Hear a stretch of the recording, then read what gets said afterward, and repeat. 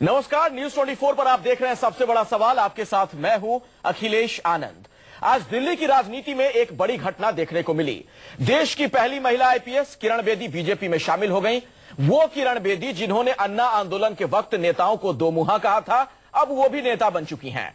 माना यही जा रहा है कि किरण बेदी दिल्ली में बीजेपी के लिए आशा की किरण बनेंगी। यानी बीजेपी किरण बेदी को सीएम के तौर पर अरविंद केजरीवाल के सामने प्रोजेक्ट कर सकती है। वो किरण बेदी जो किसी जमाने में अरविंद केजरीवाल की साथी रही, जिन्होंने केजरीवाल के राजनीति में आने के सवाल पर उनका साथ छोड़ा, अब खुद राजनीति का दामन थाम चुकी हैं, वो भी केजरीवाल के खिलाफ। ऐसे में आज का सबसे बड़ा सवाल यही है कि क्या बीजेपी ने किरण बेदी को पार्टी में शामिल कर केजरीवाल की काट ढूंढ ली है? क्या बीजेपी की सीएम पद की कैंडिडेट होंगी किरण बेदी? और क्या इस बार अन्ना के चेलों के बीच ही लड़ी जाएगी दिल्ली की जंग? तमाम सवालों पर चर्चा होगी, लेकिन सबसे पहले आपको एक रिपोर्ट दिखाते हैं।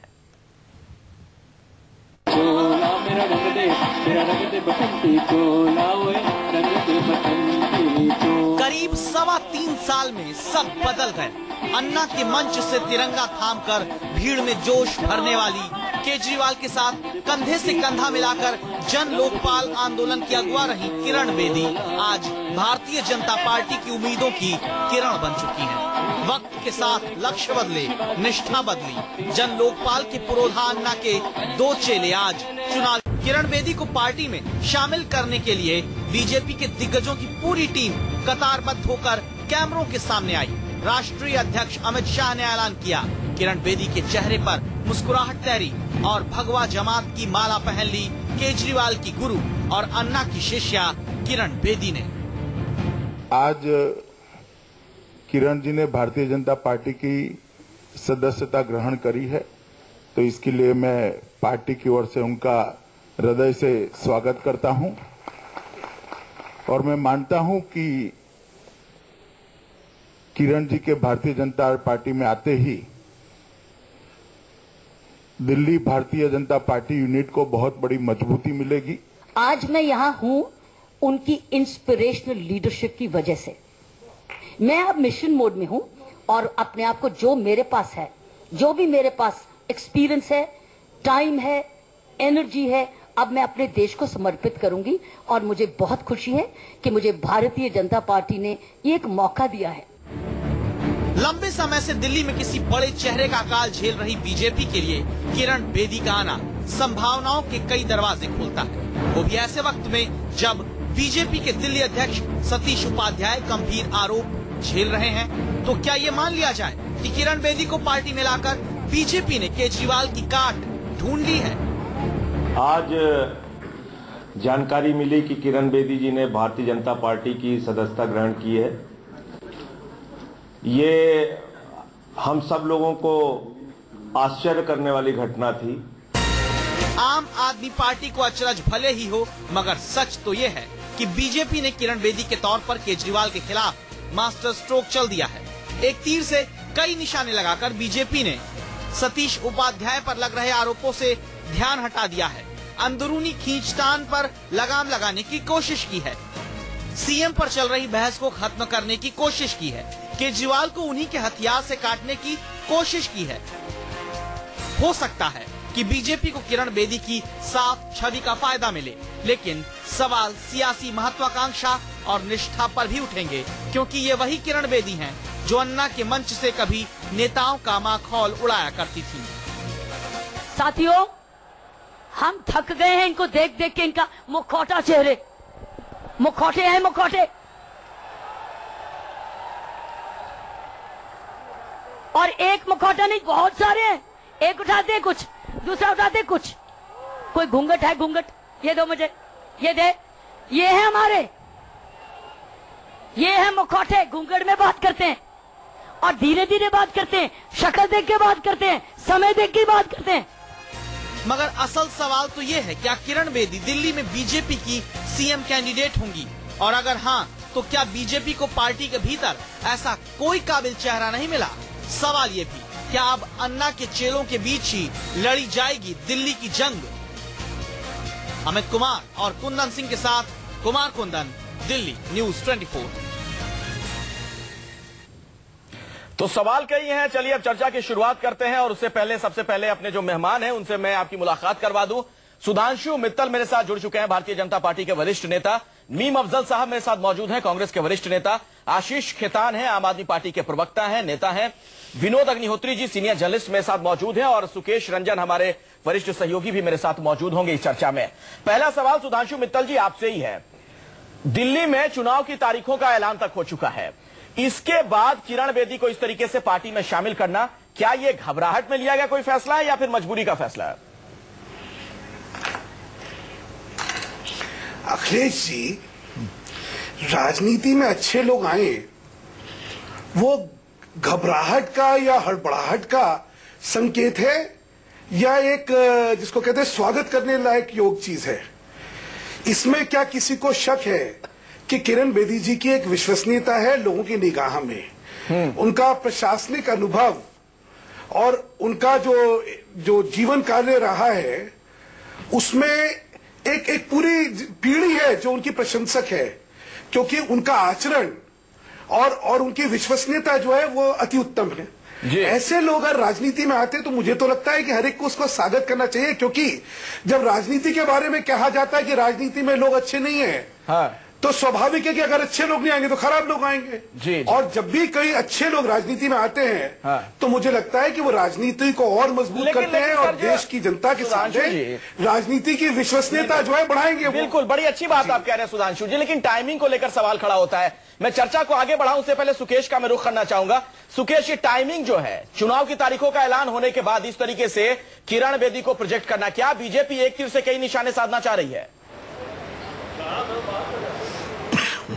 बिल्कुल, टाइमिंग इंपॉर्टेंट है और ये देखना पड़ेगा कि जिन परिस्थितियों में बीजेपी को ये फैसला लेना पड़ा है या बीजेपी ने उनको आगे किया है, वो ऐसा समय है जब 7 तारीख को चुनाव होने, समय बहुत कम बचा। बहुत दिन से ये चर्चा चल रही थी। मैं एक बात और बता दूं, और दोपहर में भी जब मैं आपसे बात कर रहा था इस बात का जिक्र मैंने किया था कि इसके पहले जब विधानसभा के चुनाव थे दिल्ली में या लोकसभा के चुनाव थे, उस समय भी नेताओं से पूछा गया था और मैंने खुद बात की थी, बड़े नेताओं से बात की थी। तब ये कहा गया था कि नहीं, मुख्यमंत्री पद का तो सवाल ही नहीं है, वो एक प्रोमिनेंट चेहरे के तौर पर नहीं आ सकती है। हाँ, लोकसभा का चुनाव लड़ना चाहे तो वो लड़ सकती है, लेकिन स्थितियां बदली है।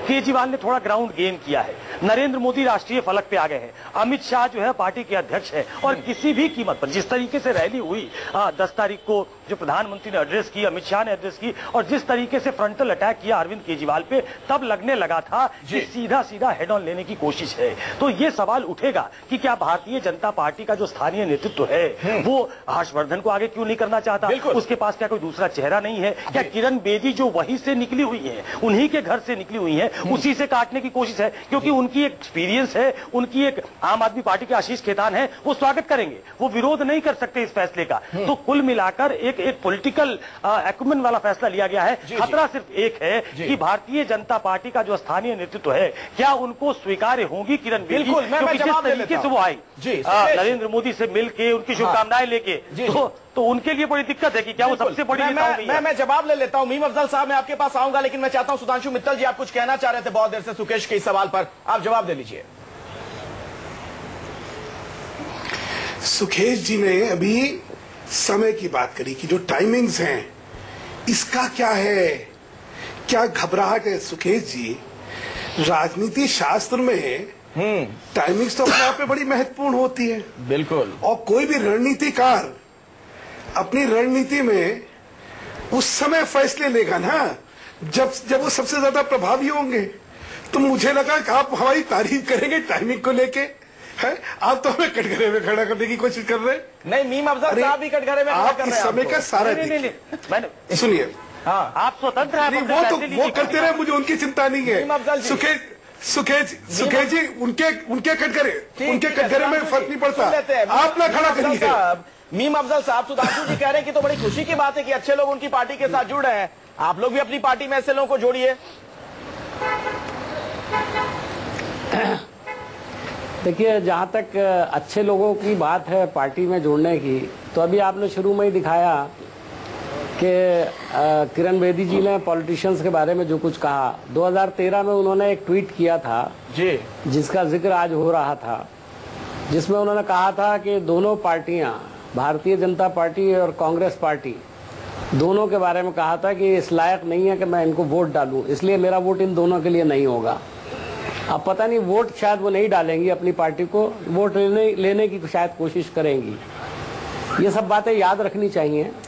और बहैसियत सुधांशु मित्तल मैं भी इस बात को समझता हूँ कि पॉलिटिकल ब्रास बहुत बदनाम है, लेकिन जो लोग पॉलिटिकल ब्रास को ज्यादा गाली देते हैं सबसे ज्यादा स्वागत हम उन्हीं का करते हैं। बिल्कुल, थोड़ा सा इस पर भी ध्यान देने की जरूरत है। और जहां तक उनके शामिल होने का पर तबसरा है, मैं यकीनन ये बात मानता हूं कि उन्होंने अपने ही घर में जिस पार्टी को जन्म दिया था, यानी आम आदमी पार्टी को, अब उसी को उन्होंने तोड़ना भी शुरू कर दिया है बीजेपी ने।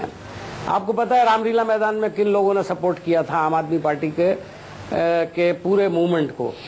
उसमें सुधांशु भाई के नजरिए के लोग बहुत ज्यादा थे, उनकी परिवार के लोग बहुत ज्यादा थे। बहरहाल अब आपस में ही झगड़ा हो रहा है, तोड़फोड़ हो रही है, लेकिन एक बात बड़ी अहम है, और वो अहम बात यह है कि अभी शुरू कुछ दिन पहले, 2-3 दिन पहले तक चुनाव के बारे में ये चल रहा था, और आपने अभी उस मीटिंग का भी जिक्र किया जो संडे को हुई थी मोदी जी की। उसके बाद सोच बदली है।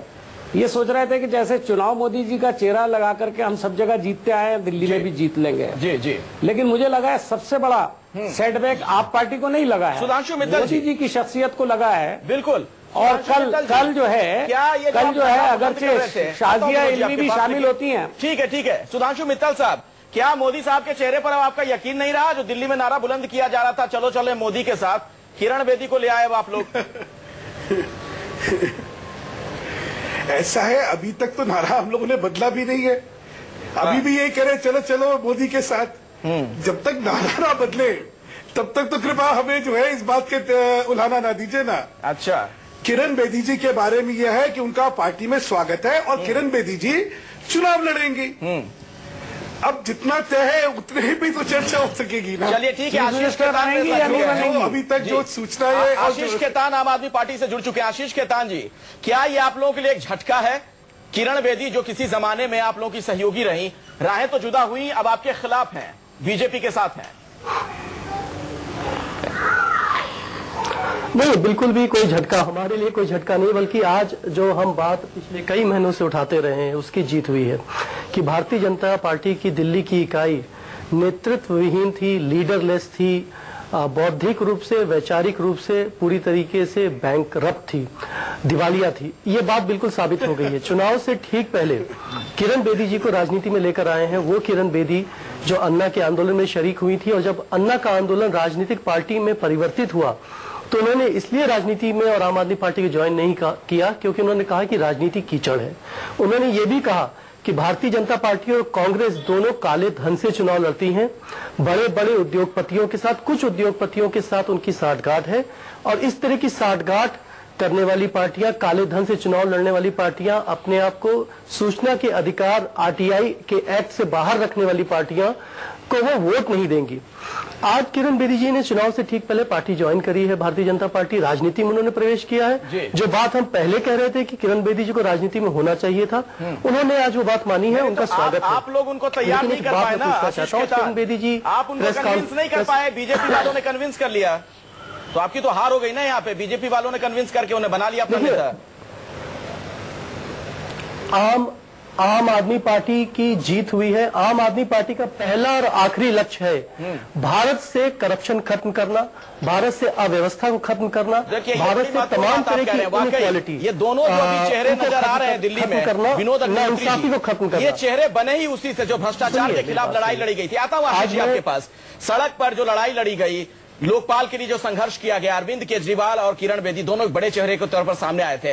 और ये देखिए दिलचस्प बात की दिल्ली में जब अब सत्ता के लिए संघर्ष हो रहा है, वहां भी यही दोनों अब नजर आएंगे जो अभी तक की स्थिति है। देखिए किरण बेदी जी अन्ना आंदोलन से पहले भी जानी जाती थी, एक उनकी चर्चा थी, एक लोकप्रिय पुलिस अधिकारी के रूप में वो मशहूर थी। एक एक्स आईपीएस, एक्स आईआरएस, दोनों के बीच मुकाबला। अरविंद जी भी जो है वो आरटीआई एक्टिविस्ट के नाते और मैक्से अवार्ड उनको मिल चुका था, वो उनकी भी चर्चा थी। अन्ना आंदोलन में दोनों एक मंच पर आए। मुझे किरण बेदी जी भारतीय जनता पार्टी में शामिल हुई हैं या कोई कांग्रेस में शामिल हो जाए या कोई उसमें, मुझे उससे कोई आपत्ति नहीं, व्यक्ति का अधिकार है, पार्टियों का अधिकार है, पार्टियां तमाम लोगों को लेती हैं। लेकिन यही किरण बेदी तमाम पार्टियों को दो मुहा अखिलेश जी, मैं उसी पर आ रहा हूँ।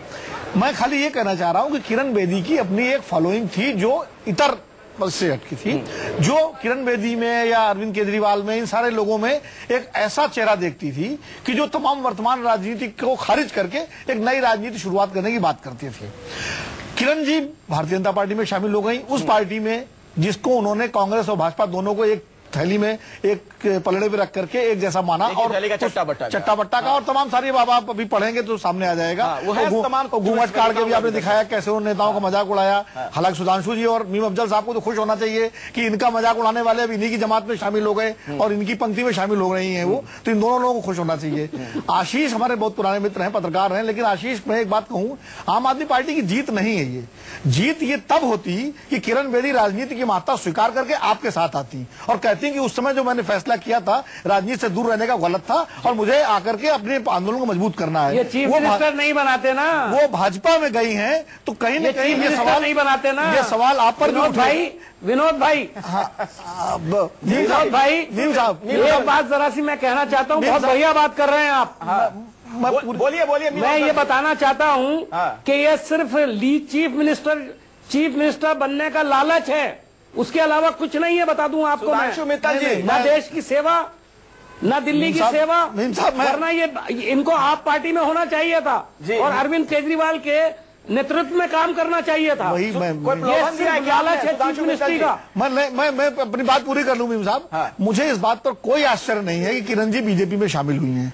अगर वो बीजेपी में शामिल नहीं होती तो मुझे जरूर आश्चर्य होता, क्योंकि बीजेपी के प्रति उनकी सहानुभूति, बीजेपी नेताओं से उनके तार आज से नहीं, लालकृष्ण आडवाणी जी के जमाने से जुड़े हुए थे और हम लोग इस बात को जानते थे। उनके बराबर अच्छे रिश्ते थे, जेटली साहब से अच्छे रिश्ते रहे हैं, आडवाणी जी से बहुत अच्छे रिश्ते थे और नेताओं से रिश्ते होना कोई गलत भी नहीं है। और आशीष इस बात को जानते होंगे, आम आदमी पार्टी में आएंगे, अन्ना आंदोलन के समय में भी अरविंद और किरण बेदी के बीच में मतभेद अंदर जो थे वो इन बातों को लेकर के होते थे। चलिए ठीक है। और सुधांशु मित्तल जी देखिए, आप उनको मुख्यमंत्री पद में कंसीडर करें ना करें, किरण बेदी को, अपनी दावेदारी उन्होंने मंच पे आज कई मौकों पर जाहिर की, एक बार दो बार नहीं, अपने 40 साल के करियर का हवाला उन्होंने कई बार दिया, कई बार इस शब्द का उन्होंने इस्तेमाल किया है, प्रशासनिक क्षमता का। जी सुधांशु जी, उन्होंने कहा कि मैं प्रशासनिक क्षमता का मुझे अखिलेश जी पहले एक सेकेंड, एक तो पहले मैं कहूं कि दोनों राजनीतिक संगठनों में कितने सब विचलित हो रहे हैं उनके आने से, इसका मतलब कितना प्रभाव पड़ा है और कितनी मायूसी हो गई है इन लोगों में, वो सामने दिख रहा है। एक बात। अच्छा, दूसरी बात, अभी आपने कहा कि किरण बेदी जी ने कांग्रेस और भाजपा के बारे में क्या कहा, बहुत अच्छी बात करी। उन्होंने आम आदमी पार्टी के बारे में क्या कहा ये भी तो सुना देते। उन्होंने कहा इन्होंने अन्ना हजारे को धोखा दिया है, ये लोग महत्वाकांक्षी लोग हैं और 10 चीजें कही हैं, इन्होंने झूठ बोलते हैं। मतलब अगर इनके बारे में उन्होंने क्या क्या टिप्पणी दी है, अगर वो बताने लगूं तो शायद ये बहुत शर्मिंदा हो जाएगा, लेकिन ये चलिए अब तो राजनीति में सामने चीजें आएंगी तब बात। मैं कुछ टिप्पणियां बता दूं। एक चीज और कहना चाहता हूँ। हाँ बोलिए सर। एक पहले मैं खत्म कर लूं। हम तो सबूत के साथ कह सकते हैं कि मैंने कहा था कि भारतीय जनता पार्टी का 85। भैया आप चुप रहेंगे, आप आनंद जी, अगर ये तहजीब से नहीं चर्चा चलने वाली तो मैं नहीं बोलूंगा। आप कह रहे आनंद जी बारी बारी से, अगर ये तहजीब से चर्चा नहीं चलने वाली तो मैं नहीं बोलूंगा। क्योंकि एक मैं बोल रहा हूँ, मुझे बोलने दे, इनके तर पर जानो तो ये बोले। बोलिए सुधांशु जी, गुस्से में मत आइए। अच्छा, और मैं एक और सिर्फ कह दूं कि अन्ना जी ने आम आदमी पार्टी के बारे में क्या कहा ये भी बता दीजिए। इन्होंने क्योंकि अभी कहा ना कि ये अन्ना आंदोलन की जो से निकला हुआ राजनीतिक संगठन है, नहीं, उन्होंने कहा इन्होंने मेरे नाम का दुरुपयोग करा, उन्होंने इस राजनीतिक संगठन से अपने को बिल्कुल दूर करा, उन्होंने कहा इन्होंने हमारे साथ विश्वासघात करा। तो प्रश्न दूसरा है, आज किरण बेदी जी आने से जो खलबली मची है वो इसलिए मची है क्योंकि ये सब मानते हैं उनके एक विश्वसनीयता है। 40 साल के उनके प्रशासनिक और सामाजिक जीवन में उन्होंने लोगों के मन में एक अपनी विशेष जगह बनाई है। अच्छा, अब वो सारा नरेंद्र मोदी जी के नेतृत्व से प्रेरित ये चीजें आपको जो वो भाजपा में आती हैं, दिल्ली में जब चुनाव की तारीखों का ऐलान हो गया, सुकेश को मैं अब चर्चा में शामिल करना चाहूंगा। सुकेश, क्यों ना माना जाए कि ये सब कुछ मौका परस्ती है? मैं आपसे यही तो कह रहा हूं ना। सुधांशु जी आपके पास आऊंगा, लेकिन सुकेश से मैं टिप्पणी चाहता हूं। बहुत देर से सुकेश कुछ कह नहीं पाए। सुकेश देखिए, वो तमाम ट्वीट्स मेरे हाथ में हैं जो किरण बेदी ट्वीट किया करती थी मोदी साहब को लेकर। एक दिन नरेंद्र मोदी को दंगों पर सफाई से जवाब देना पड़ेगा, लोकायुक्त पर मोदी साहब को घेरा था, एक बार पपेट बताया था उन्होंने गुजरात के लोकायुक्त को किरण बेदी ने। ये सब बातें छोड़ दीजिए, इन सब के अलावा और भी अहम बातें कही थी किरण बेदी ने, तो क्यों ना माना जाए? 2014 नहीं, ये आप गलत कर रहे हैं अखिलेश जी, आप गलत कर रहे हैं अखिलेश जी, आप गलत कर रहे हैं। आपको 2014 की भी पढ़नी चाहिए। नहीं अखिलेश जी, नहीं सुनिए, आप वो ट्वीट 2014 की भी पढ़िए ना अखिलेश जी। देखिए, अगर आप सेलेक्टिव करेंगे तो आप गलत करेंगे। वो भी आप 2014 की भी पढ़िए, मुझे कोई दिक्कत नहीं है। सुकेश आपसे मेरा सवाल था। तब ठीक है। सुधांशु जी मुझे सुन लीजिए।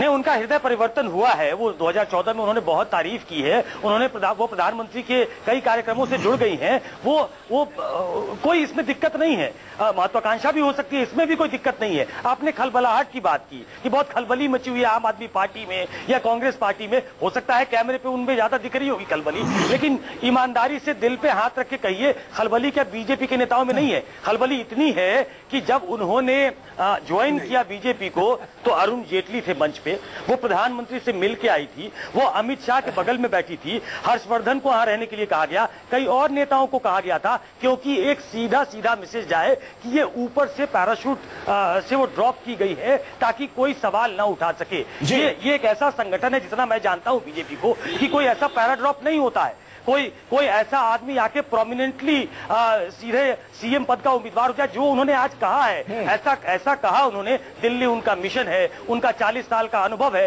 ये बताता है कि वो अपने आप को इस रेस में आगे रख रही है, तो कहीं से उनको मैंडेट होगा। तो खलबली तो दरअसल बीजेपी के नेताओं में मची होगी। हाँ, अरविंद के खेमे में हो सकती है कि अब उनको टक्कर देने के लिए एक ऐसी महिला सामने है जिनकी अपनी एक कॉन्स्टिट्यूएंसी है, वो महिला है, वो बहुत तेज तर्रार है, अपनी छवि है और उनपे कोई उंगली नहीं उठा सकता। अच्छा, वो खलबली होगी, लेकिन आपके अंदर कम होगी खलबली, ऐसा नहीं है। मीम अफजल जी, कहीं आपके खेमे में भी तो खलबली नहीं है कि अगर आम आदमी पार्टी के पास अरविंद केजरीवाल चेहरा है, तो अब बीजेपी वाले भी दिल्ली में एक चेहरा ले आए हैं, लेकिन आपकी पार्टी में फिलहाल ये शून्यता की स्थिति है इस मामले में?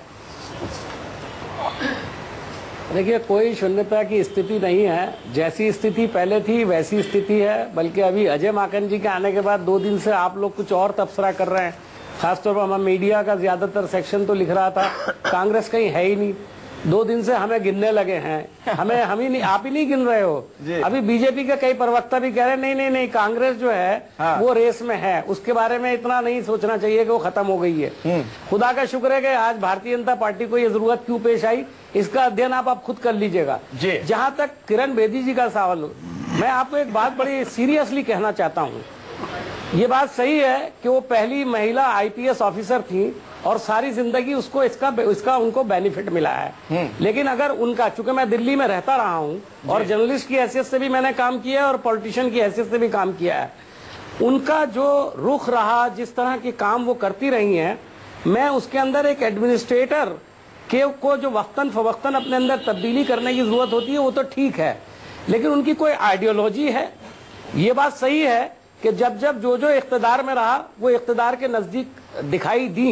मैं ये नहीं कह रहा हूं कि आइडियोलॉजिकली उनके साथ थी, लेकिन सबसे ज्यादा, चाहे वो अटल बिहारी वाजपेयी जी की सरकार हो या उसके बाद अब मोदी जी की सरकार हो, मैंने देखा उनको अडवाणी जी एक बड़ी चीज और है, मैं जरा दर्शकों को नजरियाती तौर पर वो जरूर, लेकिन मैं आपको एक बात कह दूं कि नजरियाती तौर पर उनका कोई नजरिया नहीं है। नहीं, उनका नजरिया है बानगी दिखाते हैं दर्शकों को कि कैसे पॉलिटिकल क्लास का माहौल उड़ा रही थी एक बार किरण बेदी, और अब उसी जमात में शामिल हो चुकी हैं। जरा वो दिखाते हैं अन्ना आंदोलन के वक्त किस तरीके से उन्होंने माहौल उड़ाया था नेताओं का, देखिए जरा। कुछ कोई घूंघट है, घूंघट ये दो मुझे, ये दे, ये है हमारे, ये है मुखौटे, घूंघट में बात करते हैं और धीरे धीरे बात करते हैं, शक्ल देख के बात करते हैं, समय देख के बात करते हैं।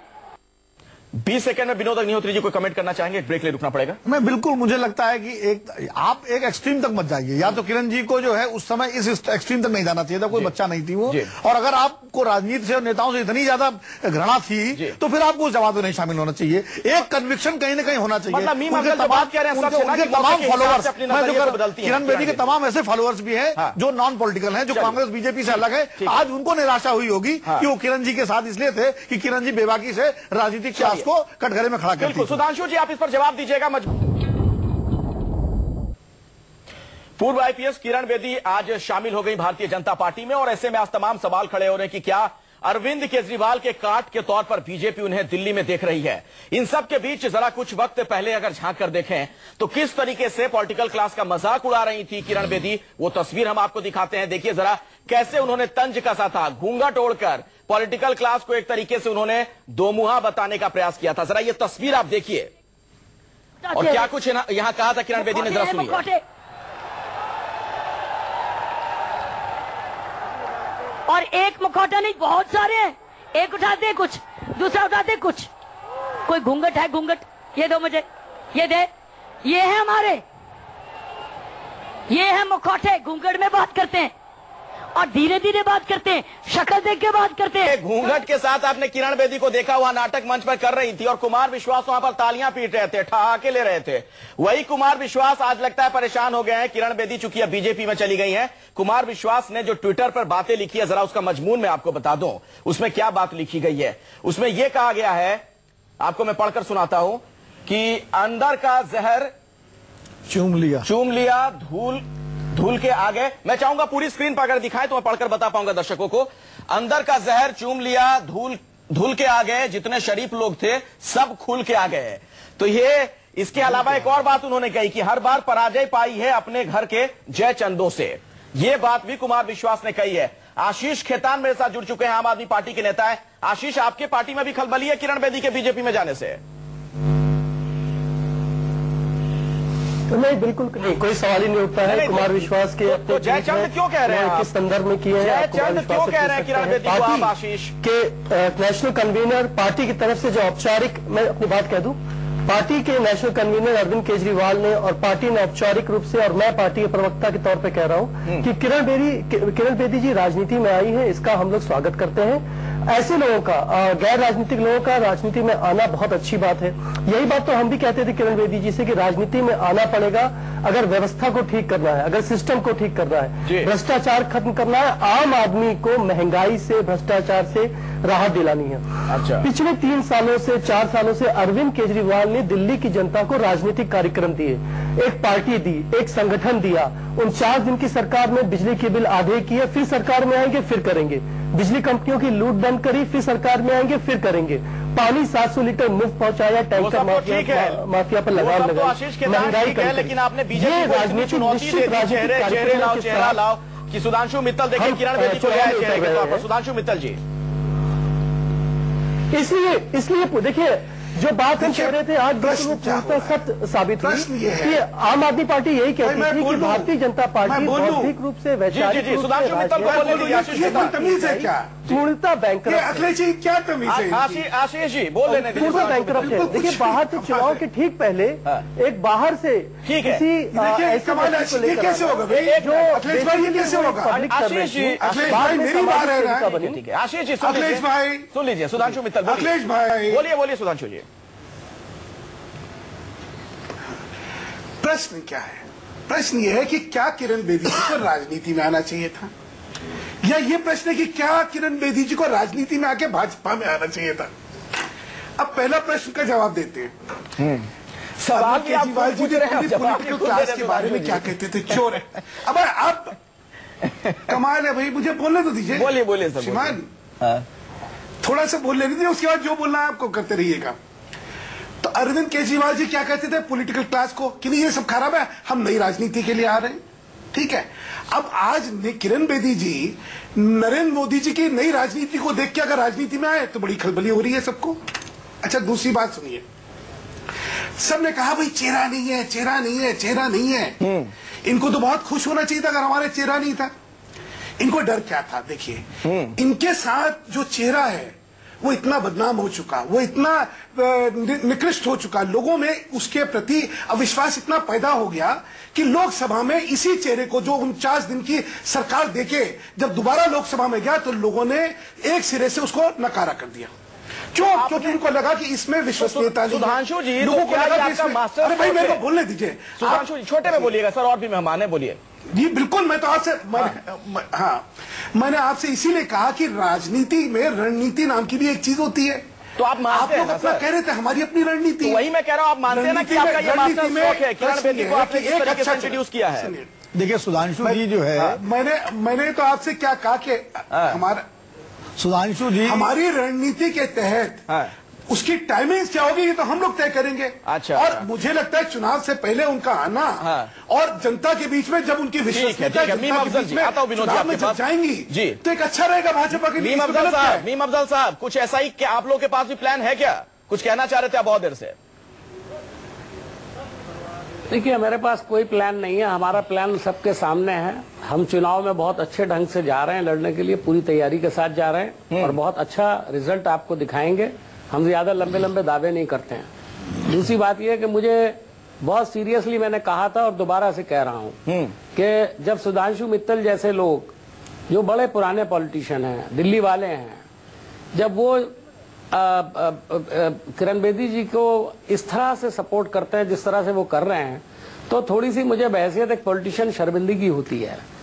मुझे लगता है कि जो अभी वो आपने दिखाया घूंघट वो उठा रही थी, मुझे लग रहा है वो सीधा घूंघट या तो मेरे गले में पड़ा हुआ था या सुधांशु जी के पड़ा हुआ था या आशीष खेतान के, तो इसलिए नहीं कह सकता कि तो उनके साथ थे।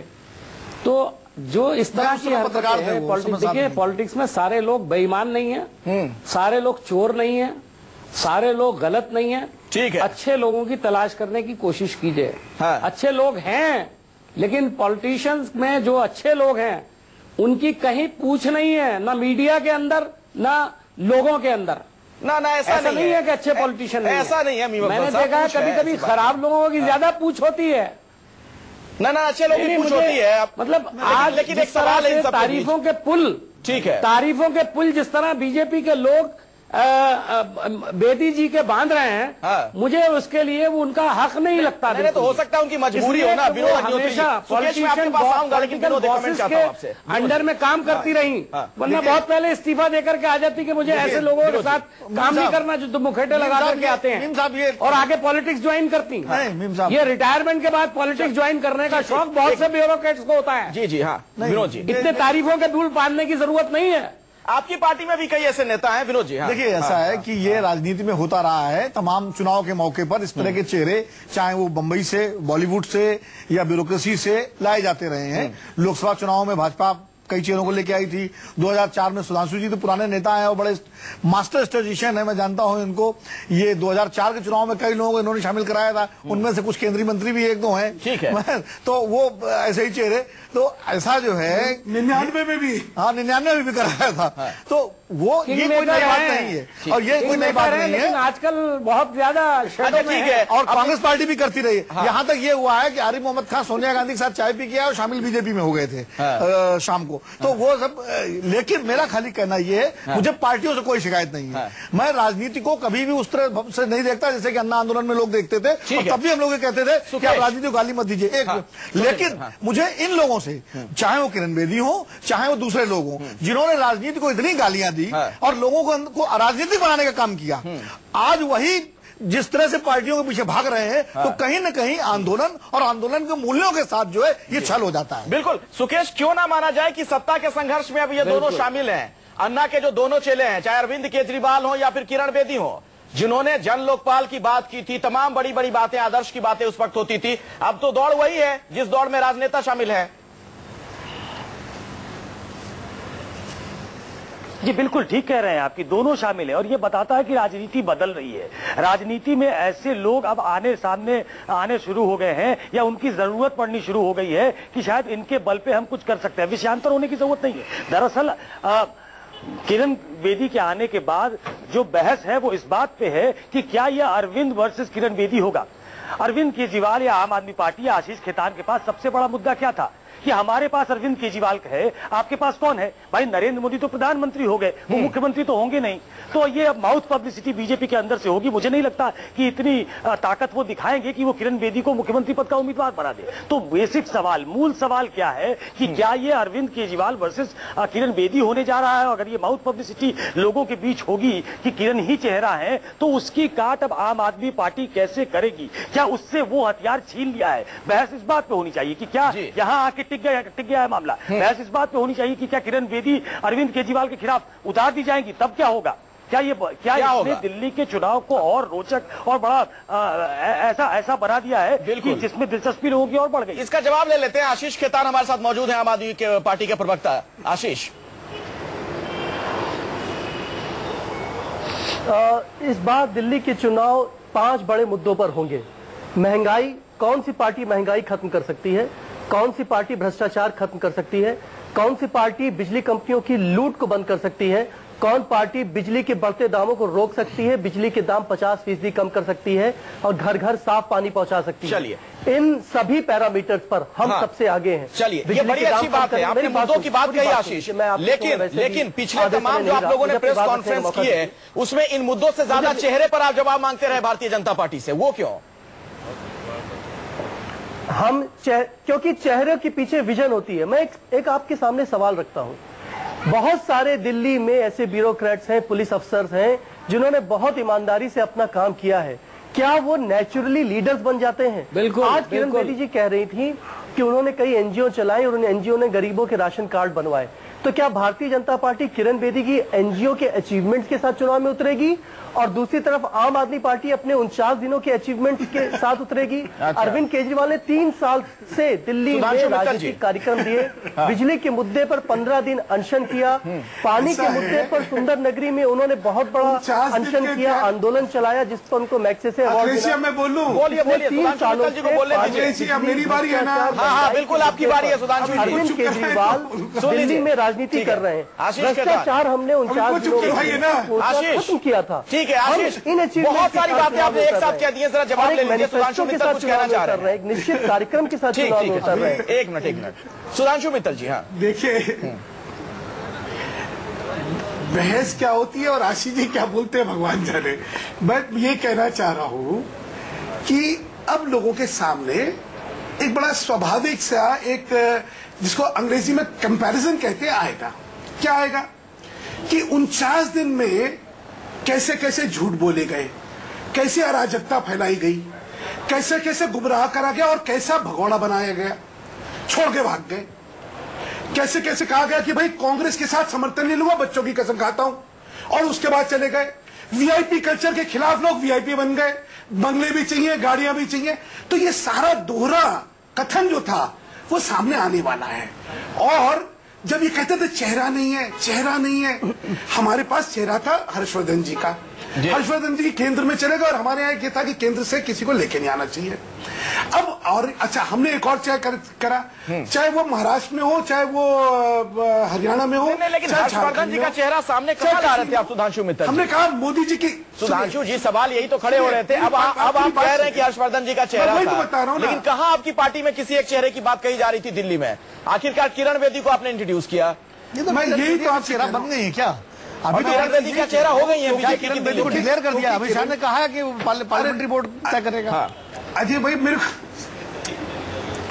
मैं वही आपसे कह रहा हूं कि अभी तक हम लोगों में क्या रहा कि हम लोग ने नरेंद्र मोदी जी का जो सुशासन चल रहा है और लोगों में जितनी विश्वसनीयता और जितना उनके प्रति आस्था है, अच्छा, हमने कहा उनके नेतृत्व में जो है सारा व्यवस्था चल रही है और दिल्ली में जो है उनका साथ दीजिए। उसके साथ साथ अलग अलग क्षेत्रों के महारथी और अलग अलग क्षेत्रों में अलग अलग नेतृत्व जो है उसको लेके हम आ रहे हैं यहाँ पे। अच्छा, तो इसलिए ये बड़ा अच्छा कॉम्बिनेशन। लेकिन एक सवाल है विनोद अग्निहोत्री जी, ऊपर ठीक है सुधांशु जी, हो गई आपकी बात। अन्ना हजारे अब किसे आशीर्वाद देंगे? कहाँ इस वक्त क्या? एक और आखिरी चीज, दोनों चले राजनीति। अगर ये इतने आम आदमी, जी सुधांशु जी छोटे में रखिए सर अपनी बात, बिल्कुल छोटे में। आम आदमी पार्टी जो है अगर बिल्कुल विचलित नहीं है तो जयचंद क्यों कह रही है? जयचंद का तो इतिहास आप जानते हैं कि उसकी वजह से जो है युद्ध हारा गया था। तो ये लोग मान के चल गए हैं क्या कि ये युद्ध हार चुके हैं? नहीं, लेकिन दूसरा सवाल तो ये भी होगा कि जयचंद को अपने यहाँ क्यों ले आए आप? सुनिए सुधांशु मित्तल जी, फिर जयचंद को आप अपने यहाँ क्यों ले आए? समझिए, ऐसा विभीषण जो है, विभीषण ने राम जी का रास्ता बतलाया था कि रावण का वध और उसका उसको कैसे खत्म करा जाए। उठा लाए आप, चलिए छोड़िए। विनोद अग्निहोत्री जी, बड़ा दिलचस्प है, विभीषण ले आए सुधांशु। प्रश्न ये है, ठीक है, आपकी बात हो गई सर, विनोद अग्निहोत्री जी। प्रश्न ये है कि ठीक है सर, प्रश्न बाद में। आपने पूछा कि अन्ना आप क्या करेंगे, अब ये तो अन्ना ही इसका जवाब देंगे अन्ना क्या करेंगे, लेकिन अन्ना और अरविंद की दूरी तो उसी समय हो गई थी जब अरविंद आम आदमी पार्टी बनी और आम आदमी पार्टी चुनाव लड़ रही थी और अन्ना ने अपना समर्थन नहीं दिया था उसको। उम्मीद की जा रही थी किरण बेदी उनकी बहुत, किरण बेदी उनकी लेफ्टिनेंट थी, वो भी आ गई राजनीति में। किरण बेदी लेफ्टिनेंट थी और उसके बाद किरण बेदी काफी समय तक अन्ना के साथ रही। लोकपाल का जब संसद में आया तो अन्ना का समर्थन किया। पहले वीके सिंह आ गए बीजेपी में और अब किरण बेदी भी आ गई बीजेपी में। तो निश्चित रूप से अन्ना के दोनों दूसरे सिपह सालार भी वो भारतीय जनता पार्टी में शामिल हो गए। अब अन्ना अकेले रह गए। अब अन्ना को ये देखना पड़ेगा कि अन्ना जो मुद्दे थे, जन लोकपाल का मुद्दा वो वैसे ही है, काले धन का मुद्दा वैसे ही है, भ्रष्टाचार का मुद्दा वैसे ही है। तो अन्ना को यह तय करना पड़ेगा कि वो दोबारा अनशन पर बैठते हैं या अपने को रालेगढ़ सिद्धि तक सीमित रखते हैं, क्योंकि उनके सामने दुविधा ये है कि वो राजनीति में बीजेपी का समर्थन आशीर्वाद दे या अरविंद केजरीवाल को दे। ये बड़ी दुविधा। एक छोटे ब्रेक लेना होगा। हाँ बिल्कुल, मैं एक बात खत्म करूंगा। देखिए, राजनीति में अच्छे लोग आए, इससे किसी को एतराज नहीं है और पहले भी आते रहे नॉन पॉलिटिकल लोग, लेकिन राजनीति में किसी को बाहर से लाके कार्यकर्ताओं के सर पे थोपा जाए, ये परंपरा जो है, ये मुझे लगता है सुधांशु जी या मीम अफजल जी जो भी राजनेता है वो दिल से स्वीकार नहीं करेंगे। चलिए, और क्या केजरीवाल के बागी दोस्तों के भरोसे दिल्ली जीतेगी बीजेपी, इस पर भी हम बात करेंगे। तो सबसे बड़ा सवाल में आज हम चर्चा कर रहे हैं कि दिल्ली में क्या बीजेपी ने अरविंद केजरीवाल की काट ढूंढ ली है और क्या वो काट किरण बेदी है। चर्चा की शुरुआत में करूं उससे पहले जरा अपने दर्शकों को बताऊं, कई दिलचस्प ट्वीट सामने आ रहे हैं और अभी कुछ देर पहले योगेंद्र यादव ने जो ट्वीट किया मैं पढ़ के आपको सुना रहा हूं। हालांकि अरविंद केजरीवाल का ट्विटर भी आपके सामने है। अरविंद केजरीवाल ने ट्वीट किया है कि बिखरी हुई, हारती हुई, दिशाहीन और आपस में लड़ती हुई दिल्ली भाजपा के जहाज को क्या किरण जी बचा पाएंगी, ये असल प्रश्न है। सुधांशु मित्तल जी, मेरा सवाल आपसे दूसरा है। जो योगेंद्र यादव ने बात कही है, जो सवाल मैंने भी आपसे पूछा था कि क्या किरण बेदी जी को लाना बीजेपी का मास्टर स्ट्रोक है, आपने भी जवाब में मुझे यह बात कही थी कि हां है। योगेंद्र यादव कह रहे हैं कि हां, क्योंकि एक झटके में सतीश उपाध्याय से पिंड छूट गया, हारने पर मोदी जी की फजीयत बच गई।